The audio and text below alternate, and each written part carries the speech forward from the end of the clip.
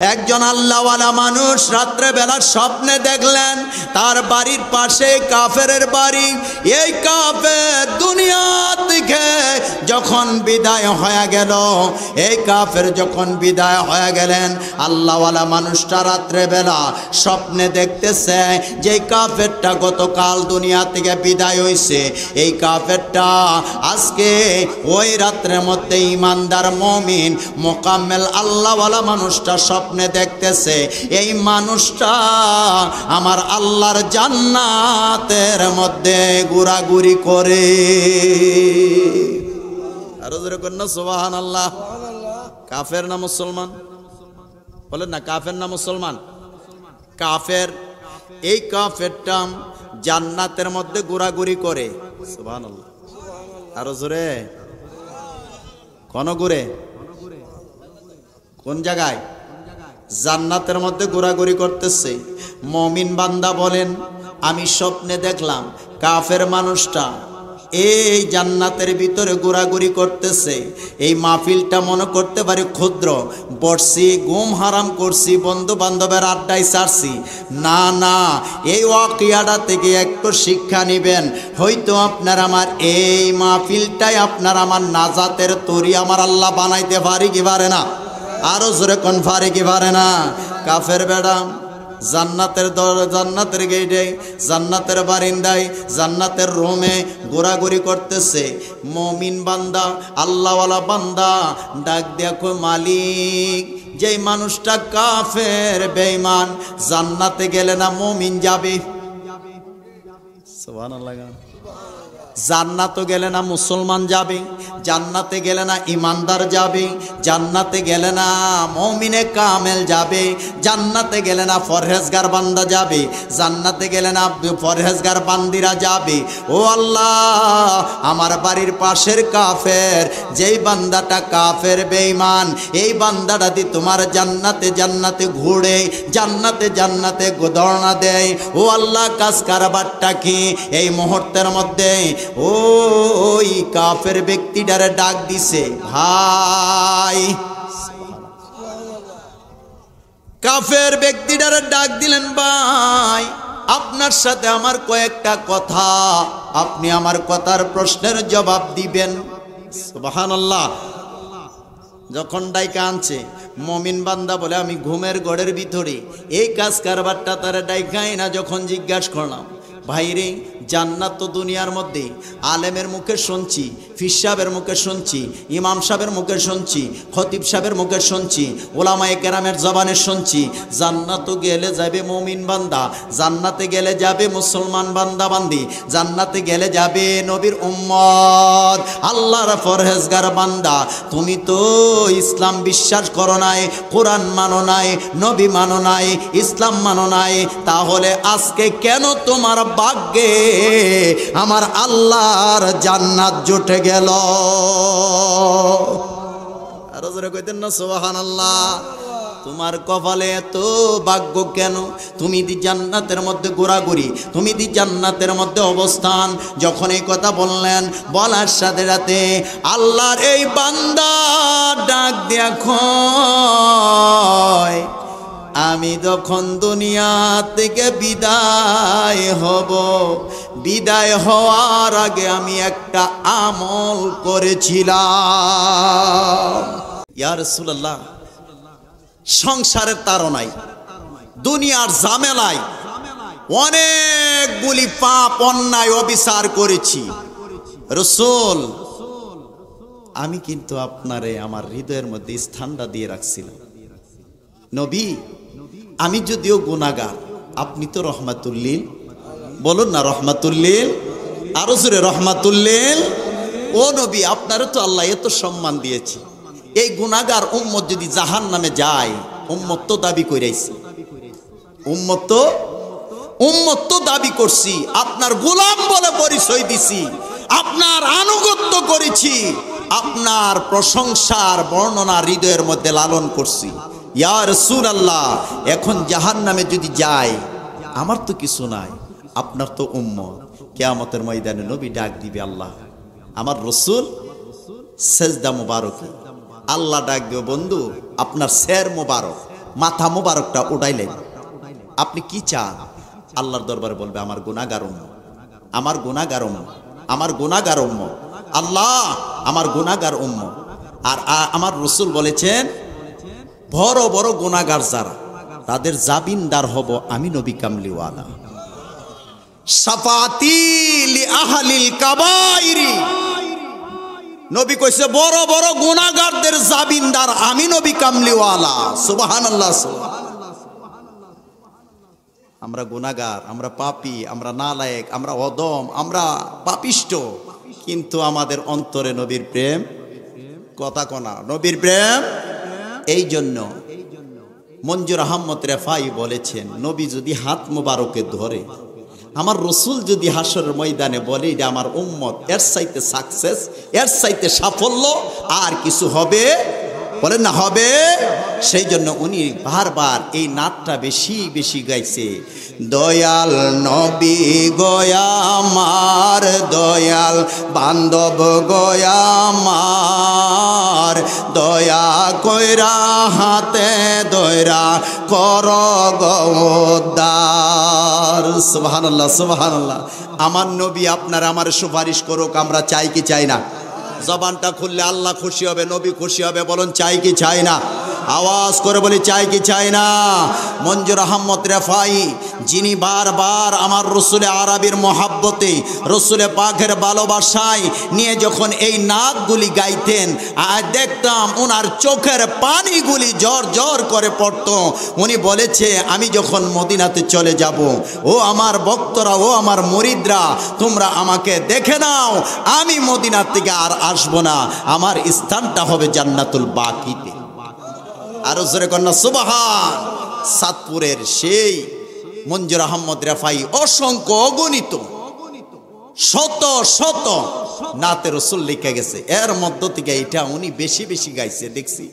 যে দয়াল নবী গয়া আমার, দয়াল বান্ধব গয়া আমার, দয়া কইরা হাতে দয়রা কর গওদার। বলেন দয়া কইরা হাতে দয়রা কর গওদার। বলেন দয়াল নবী গয়া মার, দয়াল বান্ধব গয়া মার, দয়া কইরা হাতে দয়রা কর গওদার।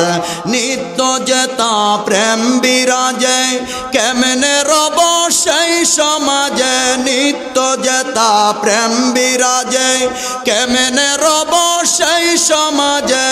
ভুলেছি সংসারের কাজে, ভুলেছি সংসারের কাজে, কি উপায় আমার?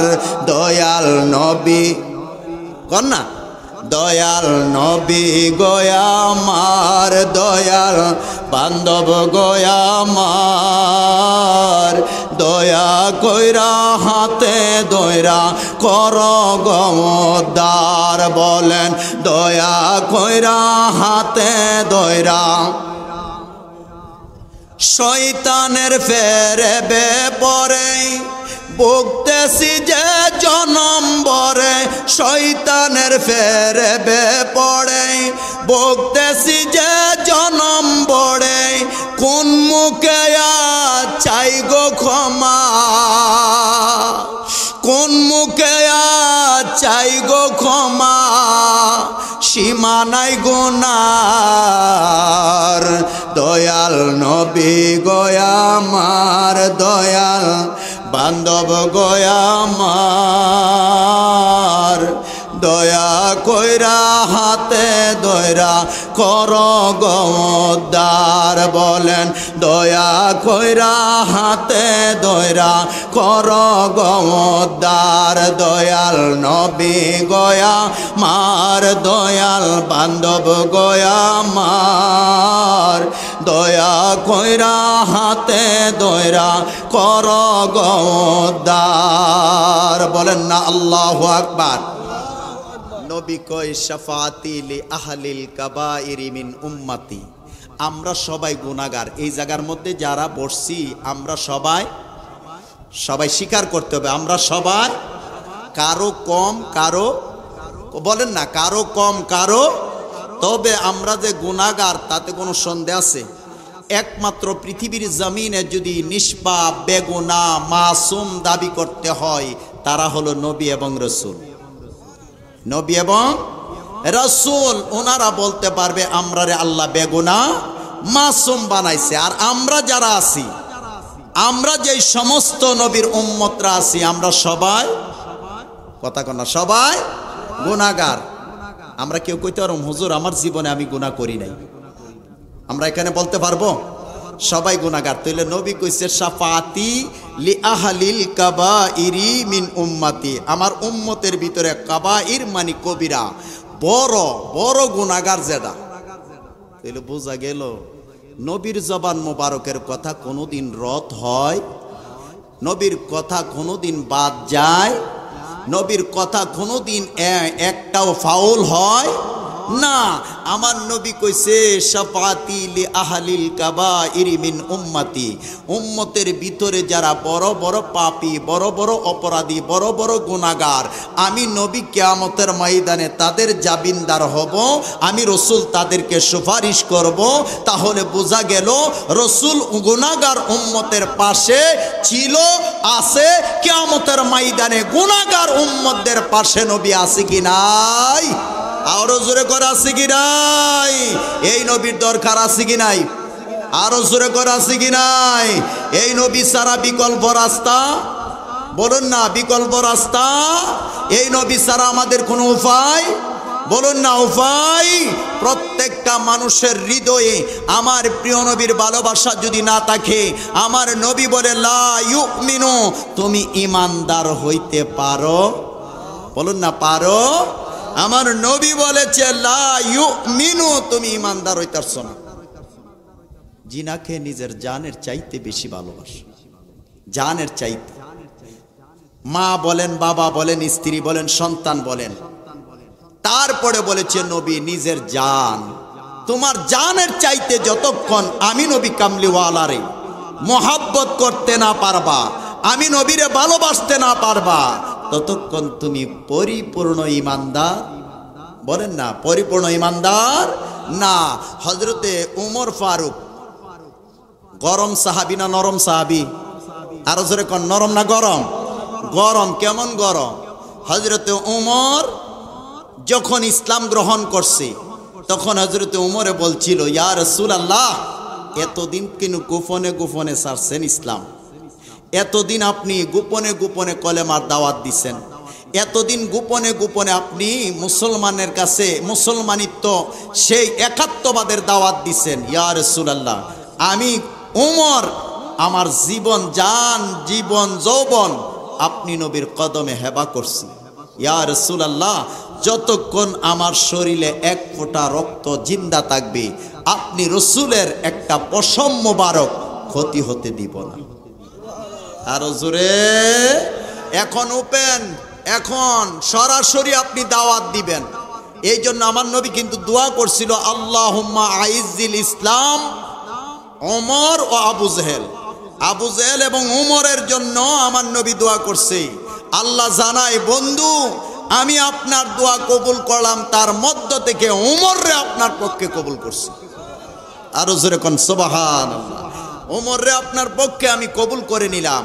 হযরত উমর রাদিয়াল্লাহু তাআলা যখন ইসলাম গ্রহণ করেছে তখন ইতিহাস সাক্ষী দেয় যে আমার রসুলের দরবারে, আমার মদিনার কামলিওয়ালার দরবারে যখন কলেমা পরে মুসলমান হলেন, তখন যারা আমার রসুলে আরবি সাহেবেল আউলাকের বিরুদ্ধে কথা বলতো, কিতাবের মধ্যে লেখে 450 মানুষে দুনিয়ার জমিনের মধ্যে আমার রসুলের দরবারে এসে উমর ইসলাম গ্রহণ করার সাথে সাথে 450 কাফের বেঈমান নবীর কদম মোবারকে, আরো জোরে কন্যা সুবহানাল্লাহ, কদম মোবারকে হযরত উমর, কেন যে উনার বাবার কল্লাটা মক্কার দেওয়ালের মধ্যে টাঙ্গাইছি। সুবহানাল্লাহ। কার কেল্লা? বাবা। কার? কেন? কার মহাব্বতে? বলেন না, কার? নবীর ভালোবাসায় বাবার মায়া ছাড়ছে, কল্লাটা টাঙ্গাইছি।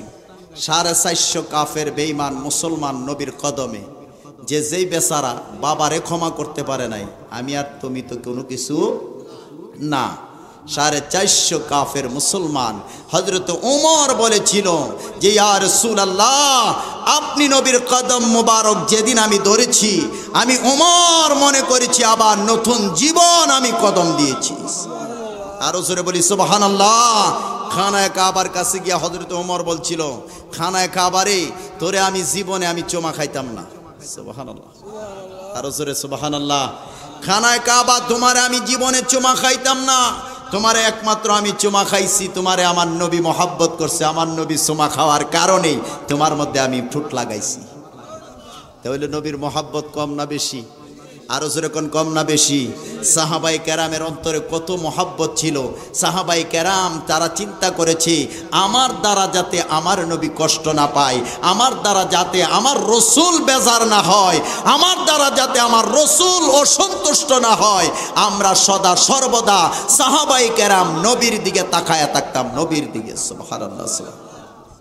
আমরা তো দুনিয়ার পাছনে ঘুরি, সাহাবীরা নবীর পাছনে ঘুরছে।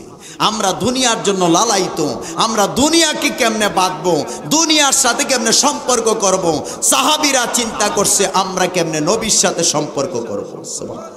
আরো জোরে বলি সুবহানাল্লাহ। মহাব্বতে প্রাণ খুলে মহাব্বতে পড়ি আল্লাহুম্মা সাইয়্যিদিনা মাওলানা মুহাম্মদ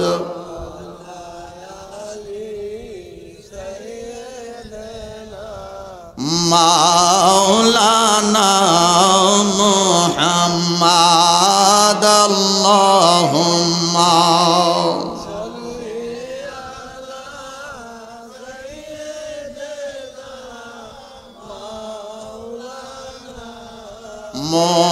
মুহাম্মদ ওয়ালা আলি সাইয়্যিদিনা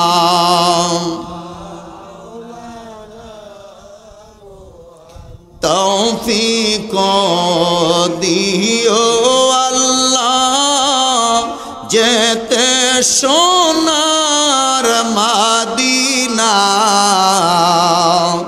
আমল করিতে দিও সুন্নত নবী মুস্তাফার।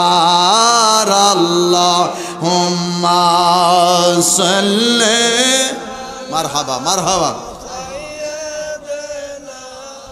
মাওলানা মুহাম্মদ ওয়া আলা আলি সাইয়্যিদিনা।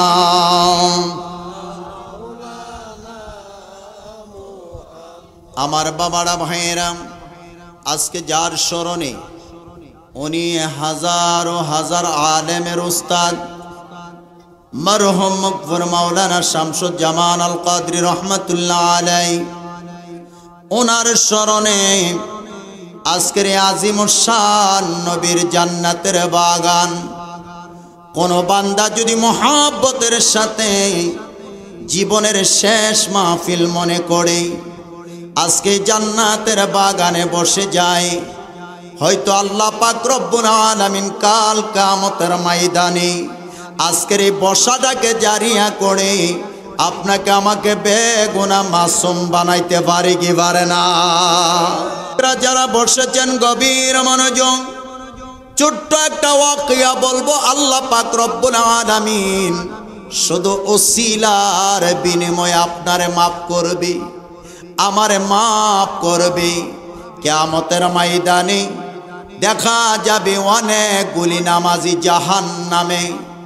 হে মালিক, তোমারে সেজদা দিছি, 5 ওয়াক্ত নামাজ পড়ছি, তাহাজ্জুদ পড়ছি, ওরে মালিক আজকে কেন জাহান্নামে দাও, আজকে কেন দুজকের মধ্যে দাও? আমার আল্লাহ ডাক দেয়া বলে, বান্দা তুমি নামাজ পড়েছ, কিন্তু দুনিয়ার মানুষের কাছে নামাজি প্রমাণ করার জন্য, দুনিয়ার মানুষের সম্মান কামানোর জন্য, দুনিয়ার মানুষের বাহবা পাওয়ার জন্য, দুনিয়ার সম্মানটা তুমি উপস্থাপন করার জন্য। এরে বান্দা, তোমার সম্মান আমি আল্লাহ দুনিয়ার জমিনে দিয়া দিছি, দুনিয়ার জমিনে কামাই করে ফেলেছ, কিন্তু আমি আল্লাহর সন্তুষ্টির জন্য, আমি আল্লাহর রেজামন্দি হাসিলের জন্য, আমি আল্লাহ পাক রব্বুল আলামিনের মহব্বতের জন্য বান্দা তুমি সিজদা দাও না। আমি আল্লাহ তোমার ইবাদতের মধ্যে কোনো কিছু পাই নাই। তুমি আশা করছো তোমার মানুষ নামাজিওয়ালা বলে সম্বোধন করবে, এই জন্য দুনিয়ার জমিনে তোমার সম্মানটারে দিয়ে দিলাম। আজকে তোমার রেজাল্ট, তুমি তোমার স্থান জাহান্নাম তুমি বেছে নাও।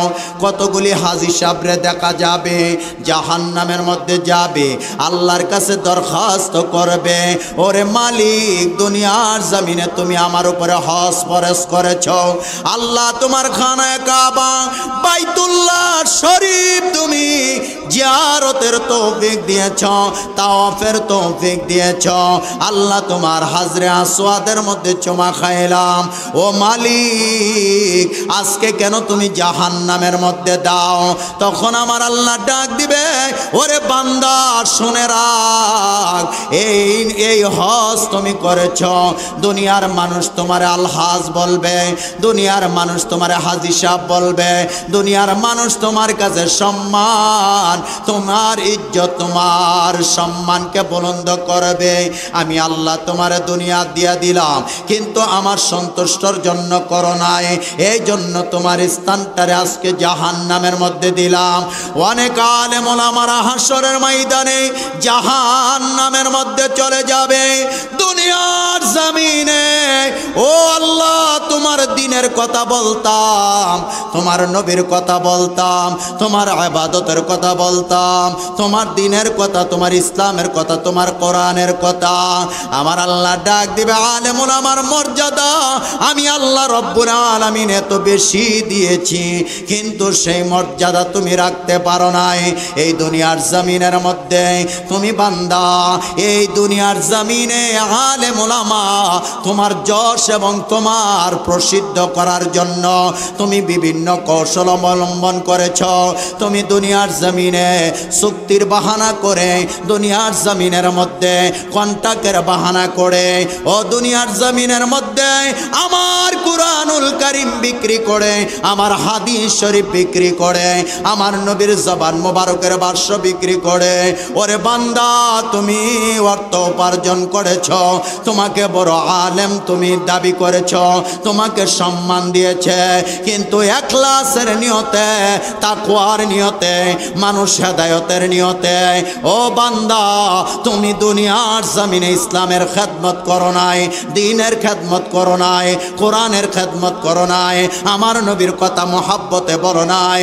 আজকে এই জন্য তুমি লাঞ্ছিত অপদস্থ, এই জন্য তুমি জাহান্নামী।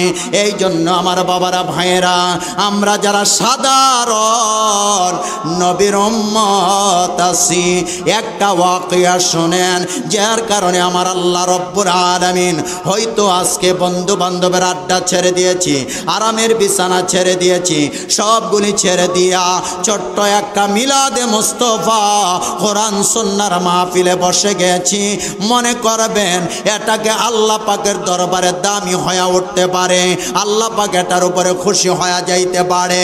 জীবনের সমস্ত আমল কবুল হবে তা নয়, জীবনের আমলের ভিতর দিয়া আমার আল্লাহ একটা আমল কবুল কইরা পালাইতে পারে।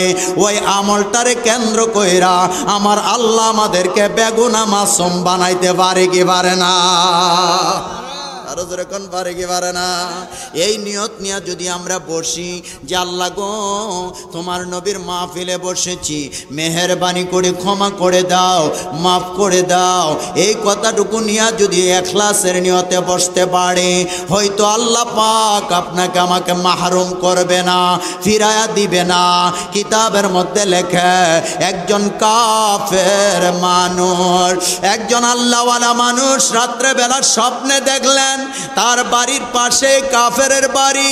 এই কাফের দুনিয়া থেকে যখন বিদায় হয়ে গেল, এই কাফের যখন বিদায় হয়ে গেলেন, আল্লাহওয়ালা মানুষটা রাত্রেবেলা স্বপ্নে দেখতেছে যে কাফেরটা গতকাল দুনিয়া থেকে বিদায় হইছে, এই কাফেরটা আজকে ওই রাত্রের মধ্যে ইমানদার মুমিন মোকাম্মেল আল্লাহওয়ালা মানুষটা স্বপ্নে দেখতেছে এই মানুষটা আমার আল্লাহর জান্নাতের মধ্যে ঘোরাঘুরি করে। আরো জোরে কন্যা সুবহানাল্লাহ। কাফের না মুসলমান? বলেন না, কাফের না মুসলমান? কাফের। এই কাফেরটা জান্নাতের মধ্যে ঘোরাঘুরি করে। সুবহানাল্লাহ। আরো জোরে। কোন ঘুরে? কোন জায়গায়? জান্নাতের মধ্যে ঘোরাঘুরি করতেছে। মুমিন বান্দা বলেন, আমি স্বপ্নে দেখলাম কাফের মানুষটা এই জান্নাতের ভিতরে ঘোরাঘুরি করতেছে। এই মাহফিলটা মনে করতে পারি ক্ষুদ্র, বসছি ঘুম হারাম করছি, বন্ধু বান্ধবের আড্ডায় ছাড়ছি। না না, এই ওয়াকিয়াটা থেকে একটু শিক্ষা নেবেন। হয়তো আপনার আমার এই মাহফিলটাই আপনার আমার নাজাতের তরি আমার আল্লাহ বানাইতে পারি কি পারে না? আরো জোরে কোন পারে কি পারে না? কাফের বেড়া জান্নাতের জান্নাতের গেটে, জান্নাতের বারিন্দায়, জান্নাতের রুমে ঘোরাঘুরি করতেছে। মুমিন বান্দা, আল্লাহওয়ালা বান্দা ডাক দেখো, মালিক যেই মানুষটা কাফের বেঈমান, জান্নাতে গেলে না মুমিন যাবে? সুবহানাল্লাহ। জান্নাতে গেলে না মুসলমান যাবে? জান্নাতে গেলে না ইমানদার যাবে? জান্নাতে গেলে না মুমিনে কামেল যাবে? জান্নাতে গেলে না ফরহেজগার বান্দা যাবে? জান্নাতে গেলে না ফরহেজগার বান্দিরা যাবে? ও আল্লাহ, আমার বাড়ির পাশের কাফের, যেই বান্দাটা কাফের বেঈমান, এই বান্দাটা দি তোমার জান্নাতে জান্নাতে ঘুরে, জান্নাতে জান্নাতে দৌড়না দেয়। ও আল্লাহ, কাজ কারবারটা কি? এই মুহূর্তের মধ্যে ওই কাফের ব্যক্তিটারে ডাক দিছে, ভাই। কাফের ব্যক্তিটারে ডাক দিলেন, ভাই আপনার সাথে আমার কয়েকটা কথা, আপনি আমার কথার প্রশ্নের জবাব দিবেন। সুবহানাল্লাহ। যখন ডাইকা আনছে, মুমিন বান্দা বলে আমি ঘুমের ঘরের ভিতরে এই কাজ কারবারটা তারা ডাইকাই না। যখন জিজ্ঞাসা করলাম, ভাইরে জান্নাত তো দুনিয়ার মধ্যে আলেমের মুখে শুনছি, ফির সাহেবের মুখে শুনছি, ইমাম সাহেবের মুখে শুনছি, খতিব সাহেবের মুখে শুনছি, ওলামায়ে কেরামের জবানে শুনছি, জান্নাতে গেলে যাবে মুমিন বান্দা, জান্নাতে গেলে যাবে মুসলমান বান্দা বান্দি, জান্নাতে গেলে যাবে নবীর উম্মত, আল্লাহর ফরহেজগার বান্দা। তুমি তো ইসলাম বিশ্বাস করো নাই, কোরআন মানো নাই, নবী মানো নাই, ইসলাম মানো নাই, তাহলে আজকে কেন তোমার ভাগ্যে আমার আল্লাহর জান্নাত জুটে গেল? আরো জোরে কইতেন না সুবহানাল্লাহ। তোমার কপালে এত ভাগ্য কেন? তুমি দি জান্নাতের মধ্যে ঘোরাঘুরি, তুমি দি জান্নাতের মধ্যে অবস্থান। যখন এই কথা বললেন, বলার সাথে সাথে আল্লাহর এই বান্দা ডাক দেখো, আমি যখন দুনিয়া থেকে বিদায় হব, বিদায় হওয়ার আগে আমি একটা আমল করেছিলাম। আমি মুসলমান ছিলাম না, আমি তখনও মুসলমান ছিলাম না যখন আমি আমলটা করি। সুবহানাল্লাহ। হায় হায়, দাড়ি আছে, টুপি আছে, আবা আছে, কাবা আছে, পাগড়ি আছে, জুব্বা আছে, ইবাদত আছে, তাহাজ্জুদ আছে, সব আছে, হুব্বে রাসূল নাই কোন কাজে। কথা কন না, কোন কাজ। নামাজ আছে, রোজা আছে, হজ আছে, যাকাত আছে, ডিলা আছে, কুলব আছে, পাগড়ি আছে, আসকান আছে, সব আছে, নবীর তাজিম, নবীর তাকরীর নাই, ইবাদত কোন না, ইবাদত। হিন্দু বেড়া কাফের ডাক দিয়া কয়, আমি যখন আমলটা করেছিলাম আমি মুসলমান ছিলাম না, আমি নবীর আদর্শ বাস্তবায়ন করি না, আমি আল্লাহ পাকের দ্বীন ইসলামের ভিতরে আমি ছিলাম না। কোরআনের অনুসারী ছিলাম না, দিন ধর্ম আমি বুঝতাম না, কিন্তু এই বুঝার আগে আমি একটা আমল কইরা বালাইছি। মুমিন আল্লাহর বান্দা ডাক দেখো ভাইরে, কোন আমলের কারণে আজকে তোমারে আমার আল্লাহ এত বড় পজিশন, এত বড় মহাব্বতের জায়গায়, এত বড় স্থানের মধ্যে তোমারে আমার আল্লাহ জায়গা কইরা দিছে, কোন আমলের কারণে? বান্দারা মুমিন বান্দার কাছে ডাক দেয়া বলে, আমি যখন আমলটা করেছিলাম তখন ছিল পবিত্র মাহে রমজানুল মুবারক। সুবহানাল্লাহ কোন, সুবহানাল্লাহ, আলহামদুলিল্লাহ। একটু জবানটা খুলেন না, সুবহানাল্লাহ, আলহামদুলিল্লাহ, ইল্লাল্লাহ বলিলা,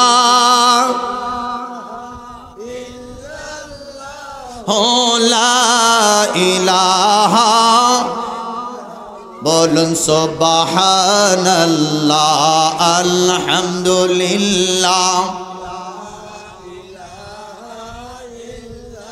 হাসবি রব্বি জাল্লাল্লাহ, মা ফি কলবি গায়রুল্লাহ, বলুন হাসবি রব্বি জাল্লাল্লাহ, মা ফি কলবি গায়রুল্লাহ, বলে নূর মুহাম্মদ সাল্লাল্লাহু লা ইলাহা, লা বলে লা ইলাহা, লা ইলাহা। মুমিন বান্দা কই,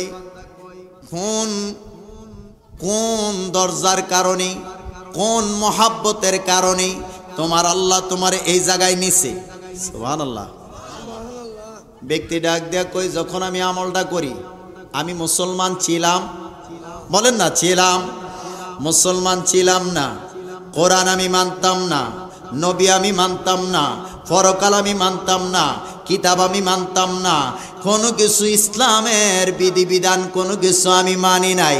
তবে তখন আমি আমলটা করছিলাম, তখন মাসটা ছিল পবিত্র মাহে রমজানুল মুবারক, পবিত্র মাহে রমজানুল মুবারক।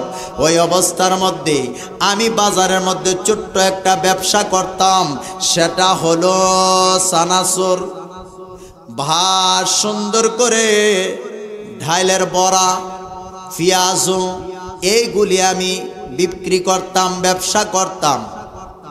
যখন মাহে রমজানুল মুবারক মাস, আমার ছোট্ট একটা সন্তান 8 বছর বা 10 বছর হবে, এই সন্তানটা আমার দোকানের একটা পেঁয়াজ বলেন আর চানাচুর বলেন, এই পেঁয়াজটা নিয়া যখন তার মুখের মধ্যে দিল, তখন আমি আমার সন্তানটারে আমি বকা দিয়েছিলাম, আমি তাকে গালি দিয়েছিলাম, আমি তারে শাসায়া ছিলাম।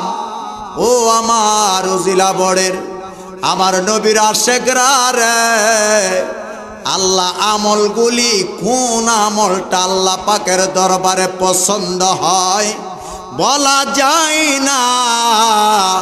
আল্লাহ পাক কোন কাজটারে পছন্দ কইরা আপনারে আমারে ওলির দপ্তরে নামটা বসায়া দে বলা যায় না। ওলি হইতে গেলে কামেল পাস লাগে না, ওলি হইতে গেলে টাইটেল পাস লাগে না, ওলি হইতে গেলে মাস্টার ডিগ্রি লাগে না, ওলি হইতে গেলে উচ্চতর ডিগ্রি অর্জন করতে হয় না।